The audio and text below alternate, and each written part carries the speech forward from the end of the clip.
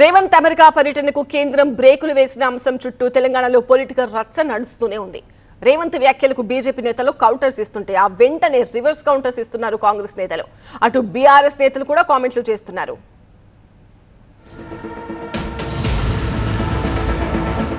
లండన్లో రేవంత్ పర్యటించేందుకు అనుమతించిన విదేశాంగ శాఖ అమెరికాలో అడుగుపెట్టేందుకు మాత్రం అంగీకరించలేదు. దీనికి కేంద్రం చెప్పిన కారణాలను సీఎం రేవంత్ రెడ్డి తప్పుపట్టారు. అటు కాంగ్రెస్ నేతలు కూడా విమర్శలు చేస్తున్నారు. అయితే రాజకీయ కారణంతో అడ్డుకున్నారు అనడం సరికాదంటూ కౌంటర్ ఇస్తోంది బీజేపీ. దేశ విచ్ఛిన్న శక్తులను కలిసేందుకు రేవంత్ ప్రయత్నించారు కాబట్టి కేంద్రం అనుమతించలేదంటోంది బీజేపీ. మనం మోడీని అవమానపరచడం అంటే దేశాన్ని అవమానపరచడం కాబట్టి మోడీ కేవలం మోడీ గారు కాదు, మోడీ దేశ ప్రధానమంత్రి గారు కాబట్టి ఇవాళ ఆ ప్రయత్నం చేస్తున్న రాహుల్ గాంధీ వారసత్వాన్ని పుచ్చుకోవడానికి పోతా ఉన్నాడు. కాబట్టి నువ్వు 4 కోట్ల తెలంగాణ ప్రజలను అవమానపరచడమే కాదు 140 కోట్ల ప్రజలను అవమానపరుస్తూ ఉన్నావు. ఇది మంచి పద్ధతి కాదు రేవంత్ రెడ్డి గారు.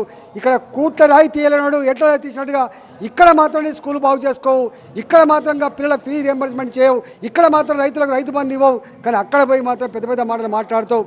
మాటలు కోటలు దాటుతున్నాయి మీ కానీ కాళ్ళు మాత్రం తంగేలు దాటలేవు. కేర్ఫుల్గా ఉండమని చెప్పి నేను కోరుతా ఉన్నా. సీఎం పర్యటనపై అవగాహన లేకుండా బీజేపీ నేతలు మాట్లాడుతున్నారనే విమర్శలు చేస్తున్నారు కాంగ్రెస్ నేతలు. అధికారికంగా ముఖ్యమంత్రి హోదాలో రేవంత్ రెడ్డి గారు అక్కడ ఆ వ్యక్తి పేరు వస్తలేదు, ఎవరినో కలవాలి అఫీషియల్ గా పెట్టిండు. ఆయన ఇక్కడ ప్రధానమంత్రి మోడీ గారు అన్అఫీషియల్ గా పాకిస్తాన్ పోయిండు. దీని మీద తెలంగాణ ప్రజలు, తెలుగు రాష్ట్రాల ప్రజలు ఆలోచన చేయాలి. తెలంగాణ అభివృద్ధి కోసం రేవంత్ పనిచేస్తుంటే రాజకీయ కారణాలతోనే అడ్డుకున్నారనే ఆరోపణలు కూడా చేస్తున్నారు. తెలంగాణను మరి ఎంపవర్ చేసుకోవాలి, స్కిల్ యూనివర్సిటీ పెట్టుకోవాలి, ప్రతి ఒక్కరికి ఉద్యోగాలు ఇప్పించాలన్న ఒక మంచి ఆలోచన రేవంత్ రెడ్డి గారికి వచ్చినప్పుడు అడ్డుపడాల్సిన అవసరం ఏముంది?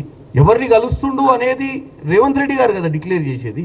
ఎవరిని కలిసినా కానీ అక్కడ ఉన్నటువంటి అంబాసిడర్ గారు, ఎవరైతే ఇండియన్ అంబాసిడర్ ఉంటారో వాళ్ళకి ఇచ్చినటువంటి వాళ్ళకి ఆల్రెడీ ఇన్ఫర్మేషన్ ఇస్తారు. క్లియరెన్స్ ఎందుకు అప్లై చేస్తారు? క్లియరెన్స్ అప్లై చేసేదే మన షెడ్యూల్. ఇది మన మినిట్ టు మినిట్ షెడ్యూల్ ఇచ్చి ఆ మినిట్ టు మినిట్ షెడ్యూల్ అక్కడ అంబాసిడర్ గారికి పంపిస్తారు. ఈ సగం తెలిసినటువంటి నాయకులు ఎవరైతే మాట్లాడారో నిన్నమన్నా వాళ్ళకి సగం తెలిసినట్టే ఉంది.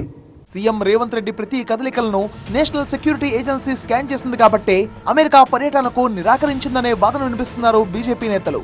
కాంగ్రెస్ ప్రభుత్వం చెప్పేది, ముఖ్యమంత్రి చెప్పేది, ఆయన అక్కడికి పోయింది భారతదేశ వ్యతిరేక శక్తులతోటి చేతులు కలపడానికి. ఈయన నెట్వర్క్ ఇంటర్నేషనల్ నెక్సెస్ ఏదైతే ఉందో మోదీకి వ్యతిరేకం, భారతదేశ ప్రభుత్వానికి వ్యతిరేకం, భారత సార్వభౌమత్వానికి వ్యతిరేకం, ఇక్కడ ఉన్న ఒక సెక్యులర్ ఫ్యాబ్రిక్కి వ్యతిరేకం, ఇక్కడ చిచ్చు రగిల్చాలని ఆయన పోయింది. తన పర్యటనను అడ్డుకోవడం అంటే తెలంగాణ ప్రజలను అగౌరవపరచడమేనంటూ రేవంత్ మాట్లాడిన మాటలకు బీఆర్ఎస్ నేతలు కౌంటర్ ఇస్తున్నారు. మేము ఏమి డిమాండ్ చేస్తున్నామయ్యా అంటే మీరు దయచేసి నిజాలు చెప్పండి, అంతే తప్ప తెలంగాణ ఆత్మగౌరవం ఇక మీరు కార్యాచరణ ఇచ్చిండ్రు. అందరు కూడా ప్రజలు, ప్రజాస్వామికవాదులు, పార్టీలకు అతీతంగా దయచేసి గ్రామీణ ప్రాంతాలకు పోయి ఇలా నా ఒక్కనికే కాదు తెలంగాణ ఆత్మగౌరవానికి దెబ్బ అన్నది. తెలంగాణ ఆత్మగౌరవానికి మీరు ముఖ్యమంత్రి అయినాడే మీరు దెబ్బ కొట్టిరు. ఇలా మీ 4 బ్రదర్ సిటీకి ఆక్స్ఫర్డ్ క్యాంపస్ రాలేదనో, లేకపోతే కేంబ్రిడ్జ్ క్యాంపస్ రాలేదనో, లేకపోతే దానికి మీకు పర్మిషన్ దొరకలేదనో సడన్గా ఈరోజు మీకు తెలంగాణ ఆత్మగౌరవం అనేది గుర్తుకొచ్చింది రేవంత్ రెడ్డి గారు.